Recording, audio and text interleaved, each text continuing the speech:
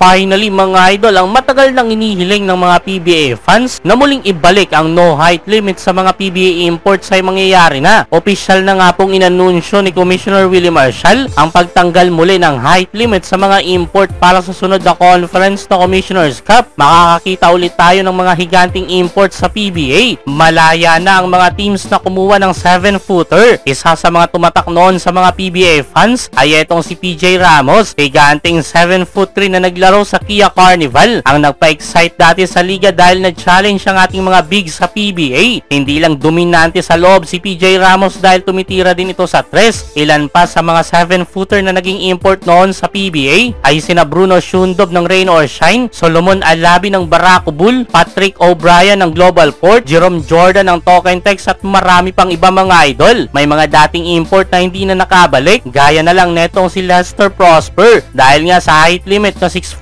and below. Ngayon pagbubukas pinto ulit ito kay Papi Lester. Panahon na din ito para sa ating naturalized import na si Andre Blatch na matagal nang gustong maglaro sa PBA. Sa katagalan niya sa naging report ng Spin.ph, sinabi ni Drain na nawala na siya ng pag-asa na makalaro pa sa liga. Si Marcus Doutet na experience na ito nang kunin bilang import ng Air 21 noong 2012 Commissioner's Cup na sinundan ng Blackwater noong 2015. This coming conference, sana si Andre Blatch naman. Ang concern nga lang kay Andre na signed na ito ng kanyang karir. 38 years old na mga idol, wala na sa shape ang kanyang katawan. Medyo napabayaan na rin. Last time nung naglaro ito sa Strong Group Athletics, nakitaan na ng pagbagal ng kanyang laruan. Pero hopefully may kumuhang team pa rin sa kanya. Ganun din para sa isa pa nating naturalized player na si Ange Kwame. Sana mapanood din natin siya sa PBA. Pinoy na itong si Andre Blatch at Ange Kwame. Yun nga lang di sila qualified as a locals, kaya pagiging import lang ang paraan para makalaro sila sa liga. Batang-bata pa itong si Kwame, 28 years old pa lang mga idol. May tangkad na 6'11", panalo ang kukuwang team sa kanya. Isa pa sa nagpakita ng interest na gustong maglaro sa PBA ay ang Hall of Famer na si Dwight Howard. Laking bagay yung pagpunan niya noon sa rules ng PBA kung saan sinabi nito na basketball daw bakit may height limit. Sabay silang naging import ni Andre nakaraan sa SGA. Matagal nang nalilink si Dwight Howard sa Converge Fiber at mismo ang NBA player ay gustong-gusto ding maglaro sa ating liga. Isa pa sa bigating pangalan na posible nating mapanood sa PBA ay itong si Insan DeMarcus Cousins. Matatanda na nairepresenta niya nakaraan ang Team Philippines sa Asian Tournament kung saan sa tulong ni Cousins nag-champion ang Zamboanga Valientes. Kung may mga teams man na kumuha sa kanila, sana bakante sila sa mga oras na yan.